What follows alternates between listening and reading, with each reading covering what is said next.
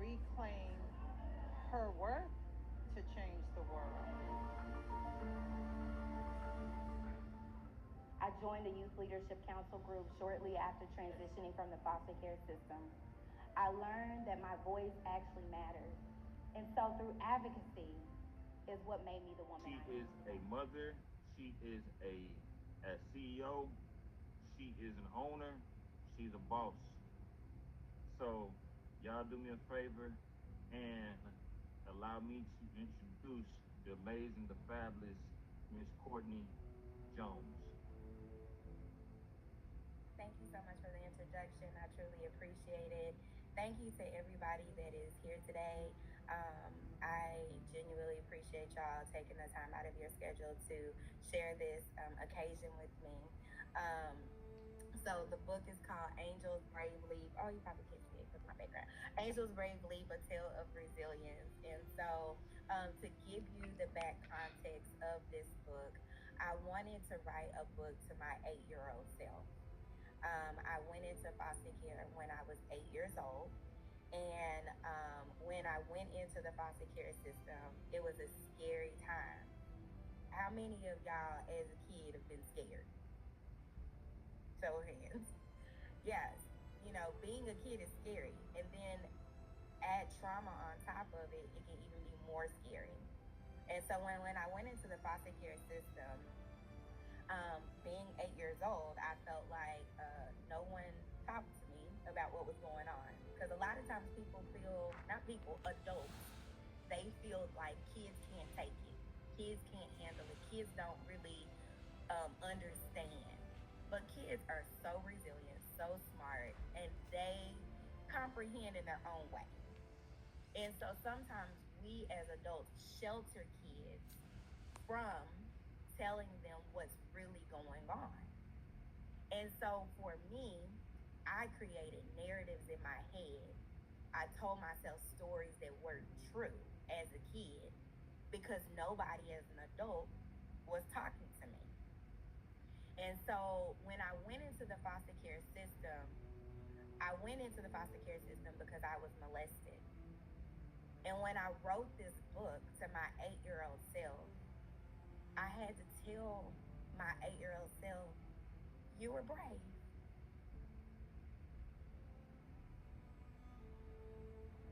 You were brave. It's not your fault. And a lot of times what happens is kids take on adult issues. And it's not a kid's fault. Domestic violence is not a kid's fault. Family violence is not a kid's fault. Child molestation is not a kid's fault. And in communities, when things like this happen, we say, what's said in this house stays in this house. What happens in this house, and I'm even a victim of it. Because that's what was told to me, and that's what I have said to my kids. And I had to stop that. And I had to say, it's okay to speak up. It's okay to have a voice. It's okay to be brave. And when I was a kid, I didn't feel like it was okay. And so this book is to all of the kids in the world that have adult things that are going on around them outside of their control.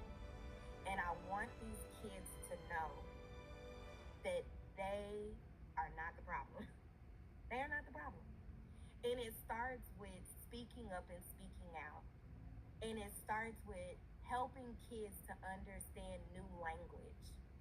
It took me to become an adult to realize I was brave. How would it feel as a kid if someone honored your feelings? If someone respected your boundaries as a kid? Imagine what type of adults we would be. As adults, we have to heal from childhood trauma. This book is helping kids to understand that you will go through things in life, but there is light at the end of the tunnel. There are things outside of your control, but what's in your control is what you think about yourself. What's inside your control is how you feel about yourself. I felt ashamed. I felt like it was my fault. And it was not my fault what my grandfather did to me. I should not be ashamed for speaking up and telling a school counselor what happened to me. I want kids to learn positive language about themselves and their situation. And so this book is just the beginning of sharing my story and story of many people in the world. And one of the things I love about this book is that we're talking about something that is really taboo to talk about. And we're talking about who is a safe person.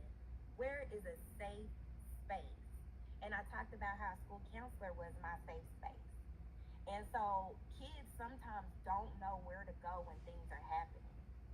And so this book helps kids to understand that you're going to have good people in your life, you're going to have bad people in your life, but at the end of the day, you still got to have your big bunny energy.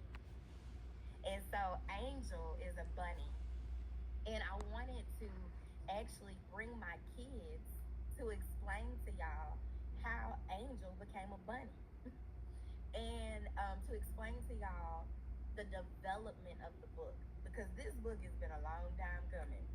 And I could have not done this book without my beautiful, amazing, extraordinary children. And they probably should have heard that.